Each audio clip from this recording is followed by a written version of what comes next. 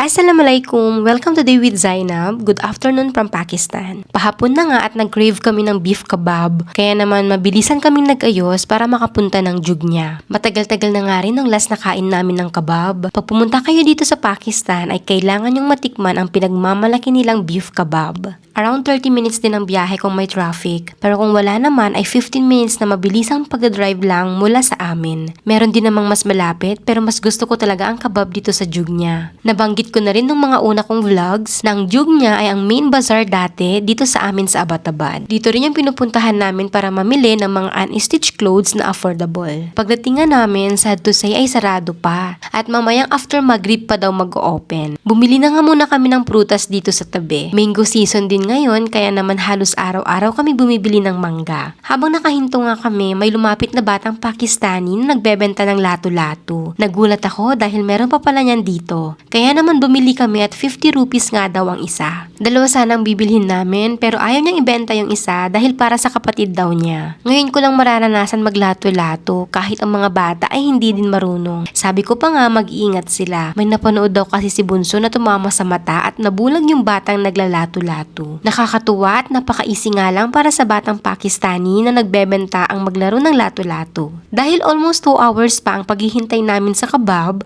dumiretso na muna kami ng cricket stadium. Para doon makapag-walking at makapanood pa kami ng mga nagpa-practice ng cricket. Dahil weekend ngayon, umasa kaming medyo madaming tao like nung mga naunang punta namin. Pero pagdating namin ay ilan lamang ang mga tao dito. Napakaganda magpunta ng ganitong oras dito sa cricket stadium. Lalo na kapag winter season, grabe lahat ng bundok na nakapaligid ay napapalibutan ng snow. May mga ilang bata nga din na nandito ngayon. Kaya naman sabi ko kina Kuya at Bunso na makipaglaro sa kanila. Pero nung una ay ayaw at nahihiya pa daw sila. Kunting push pa ay ayan nakikipaglaro na sila at pati ako ay napasama din. Dahil may bola ng football ang mga bata ay ito ang una naming nilaro. Nakikipaglaro talaga ako kina Kuya at Bunso kahit sa mga pamangkin ni Habi. Madalas ay badminton or itong football nga ang nilalaro namin. Minsan ay nakikijoin pa ang aking biyenan na babae dahil napakaganda nga naman itong exercise at masayang banding na rin kasama ang mga bata. Favorite nga ni na Kuya at Bunso ang maglaro ng football. Ako naman basta makasipa ng bola ay ayos na. Sabi ko nga magaling ako maglaro ng soccer dahil yun naman ang madalas naming laruin noon. Pero kailangan ko pang mag-explain sa kanila kaya okay na itong football. Boys versus girls nga ang labanan. Syempre hindi kami magpapatalo sa mga boys. Pagkatapos ng football ay tinuruan ko sila ng laro na madalas namin laruin nung elementary pa ako sa probinsya. Sa Ilocano ang tawag namin dito ay bayang base, base bagong base, home base. Naku nakalimutan ko na kung ano bang tawag dito. Please baka may nanonood itong vlog ko ay pwede po kayong mag-comment. Si kayo nga padak nga Ilocano na amuyo pay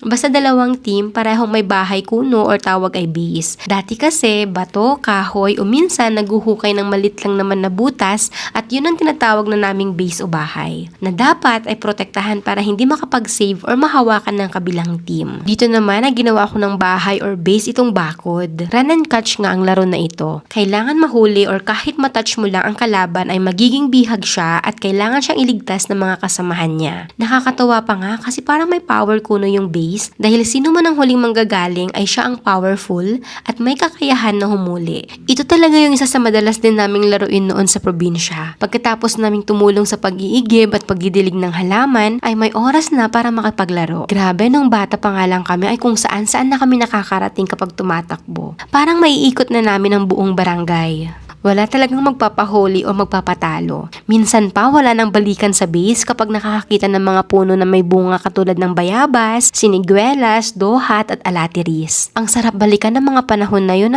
Napaka-active physically ng mga kabataan. Napakasimple ng buhay pero napakasaya at payapa. Parang ang problema lamang ay kung hindi ka papayagang maglaro at kailangan mong matulog ng tanghali. Grabe, sobrang inggit na inggit ako sa mga batang kapitbahay namin noon kapag ganong naririnig ko na silang naghihiyawan at nagkakasayahan sa paglalaro. Sobrang saya nga ng mga batang Pakistani at nagustuhan nila ang bagong laro na tinuro ko.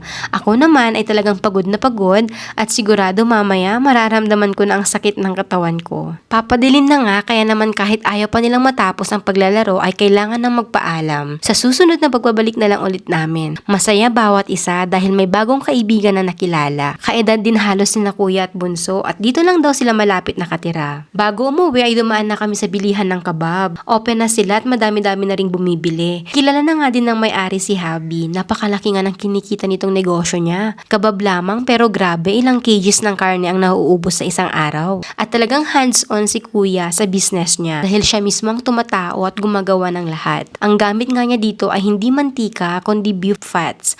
At talagang sila ay bumibili ng buhay na buffalo at sila mismo ang nagkakatay para dito sa kanilang beef kebab. Napakabango kaya naman nakakagutom na talaga. Dito na lang din kami kumakain sa loob ng sasakyan dahil wala din namang space for seating. Hindi pala per peraso ang bayad kundi per kg of kebab. Syempre palaging partner ng kebab ay roti at napakasarap nito lalo na habang mainit pa. At ito na rin ang dinner namin dahil sa pagod at busog siguradong maaga kami makakatulog. Hanggang sa muli, Allah Hafiz!